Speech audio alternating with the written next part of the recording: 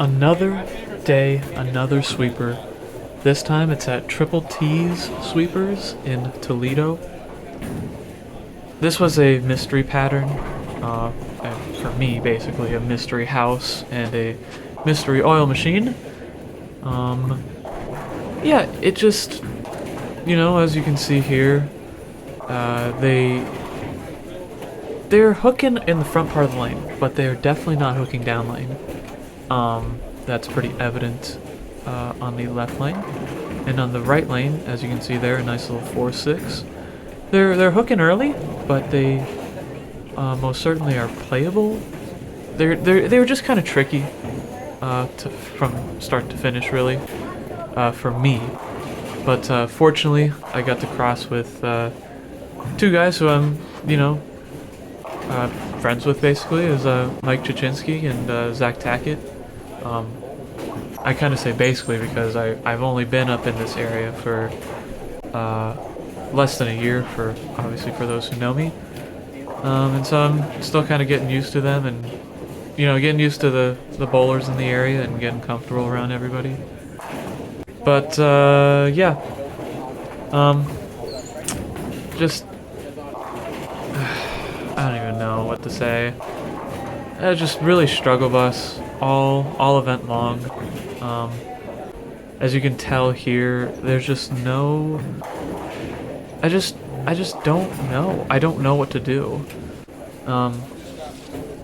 So I kind of stick with the purple hammer because it looks okay, but it doesn't look the greatest. Then I make a ball change here to the GB2. Zach Tackett was playing kind of that same line with the Venom Shock, of course, with being on motive. And I did my best to mimic that with the GB2. And it looked okay, as we'll see throughout this game in particular. Well, I tried the Kinetic Cobalt there just to see what a ball up from the GB2 would look like, and well, I got 7. So I was like, okay, I'm gonna stick with the GB2. And it pays off for not that shot, but the next shot, I believe, strikes. And yeah, I saw another guy in my pair throw a web tour really fast, really hard in the track, and so I was also trying to mimic that. Just kind of combining my game with the people who are doing well on my pair. Just kind of trying to combine games. And it just... the ball is just too clean. I mean, it's pretty obvious looking back at it. As I was editing and watching all these clips again, I was like, it's just too clean. And we'll see toward the end of game 4 why that is. And yeah, it just, I mean, like just hits like that. Ooh, I dropped my Vice patch there. Let me make this fair. But yeah. We'll see, because right here, that is a prime example of what I mean by it's too clean. The shot before that in the, I believe that's the 7th frame, if not it's the 6th frame, it went dead flush, and I threw it in almost the exact same spot. I mean, it was maybe a board right down lane, and it never slowed down. You gotta have some room. Fortunately, this left lane was pretty predictable, and I could kind of mess with the GB2 in there. Well, actually, kind of unfortunately, because if that didn't work, then I probably would have gone something else. But that 2-7 hit showed why it was too clean, because it just never got up the hill. It was very tight down lane. It never wanted to get up the hill. But it was hooking a lot in the mids, which was kind of confusing me. So that's why I was using the GB2. As we can see here, it's hooking there, but it's too sharp off the spot.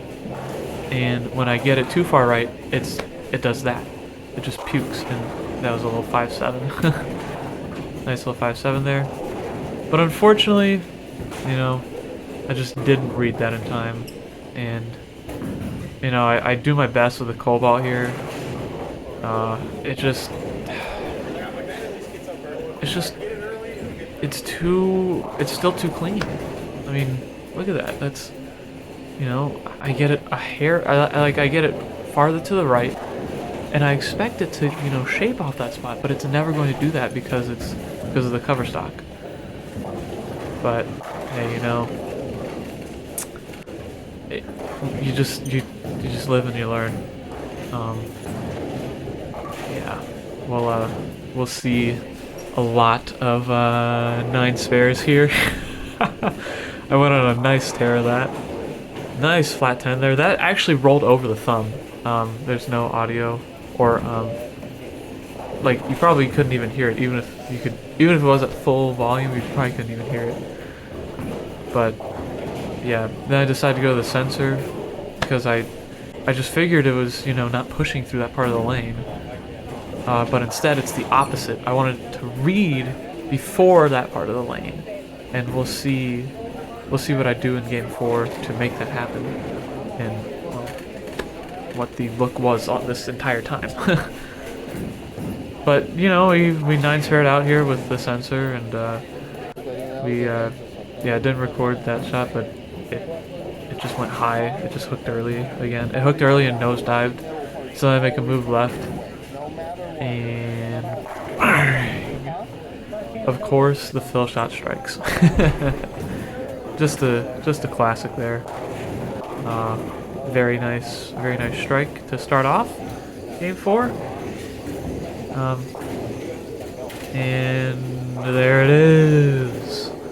Another testament to my ball being too clean.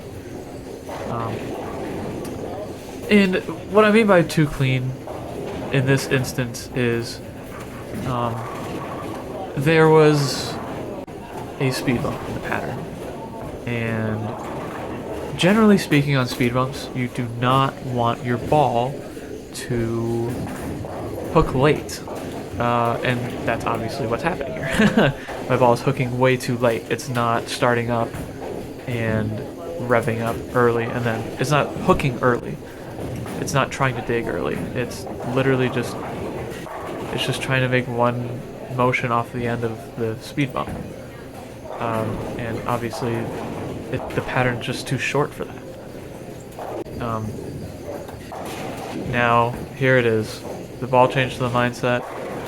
Zach Tackett literally told me, hey man, like, please store your mindset. And I was like, okay.